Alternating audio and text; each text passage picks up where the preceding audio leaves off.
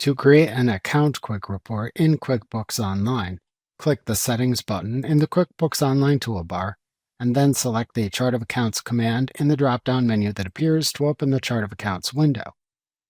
Then find the Desired Accounts row in the account list. Then click or select the Run Report command from the drop-down list of commands under the Desired Accounts Action column. To create an account quick report that shows account transactions for the last 90 days.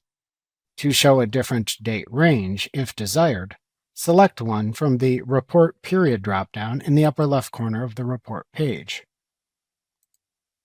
To email, print, or export the report as an Excel workbook, PDF file, or CSV file after running it, click the Email, Print, or Export button in the upper right corner of the report. If you click the Export button, then select the desired export format. Then enter any information in the window that opens, depending on your selection, to finish emailing, printing, or exporting the report. Remember to click the subscribe button to see more of our videos.